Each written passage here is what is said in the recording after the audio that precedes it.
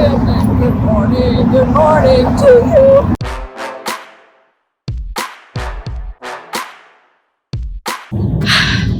For those of you that have been following my journey, you know that screaming in the streets of New York City again is a huge accomplishment. I used to do this every single day until something crazy happened to me, and it's since been 699 days, or 1 year and 11 months.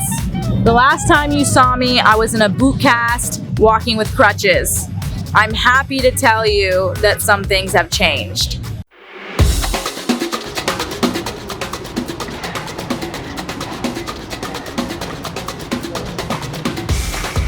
That's right, on June 28th, I ditched the crutches and started walking in just the air cast.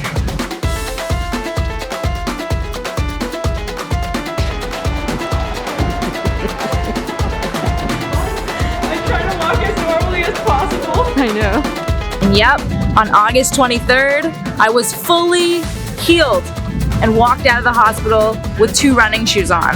Then I walked myself right back to New York City, and I couldn't be happier, I think.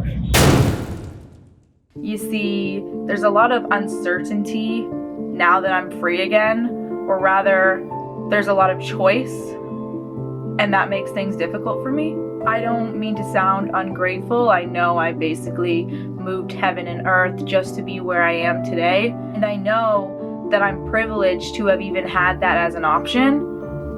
But when you're forced to focus on one thing for almost 2 years, and that's to lay down and heal yourself, you kind of forget about everything else. You remember that you're staying still for a bigger picture, and you keep that in the back of your mind the entire time, but the picture ends up becoming so distant that you kind of forget what was in the actual photo to begin with.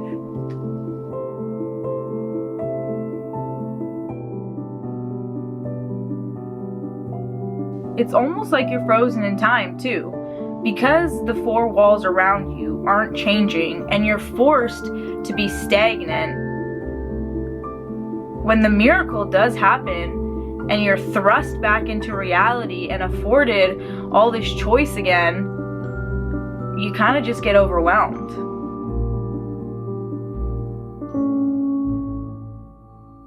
It's weird though, because being frozen in time means that 2 years only feels like a week ago, but at the same time, you've been laser focused on one area or aspect of your life that suddenly you find yourself juggling them all. All this is to say that I just feel extremely overwhelmed right now getting back into reality.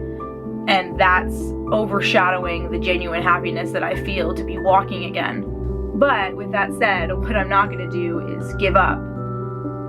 If I can be cliche as fuck for a second, I didn't come this far to only come this far, so I'm gonna keep going. It's just so overwhelming, like I can't even explain it.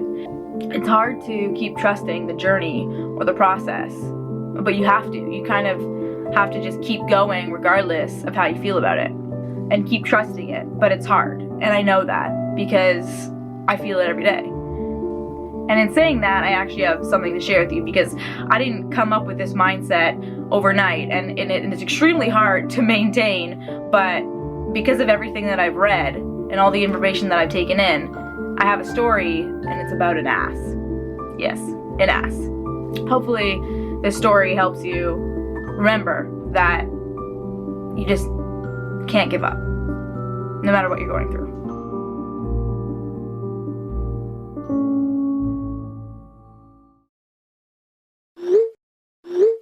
Okay, this is an ass, better known as a donkey. One day, this donkey fell into a deep well. The farmer and the donkey saw no way out, so the donkey cried while the farmer buried him alive. While the farmer was shoveling dirt on the donkey would shake it off its back and step on it. The more dirt the farmer shoveled on the donkey, the higher the donkey rose. Eventually, the donkey was level with the ground and walked out of the well.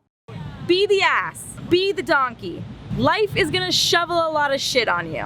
You're gonna feel so deep down in a hole that you can't see a way out.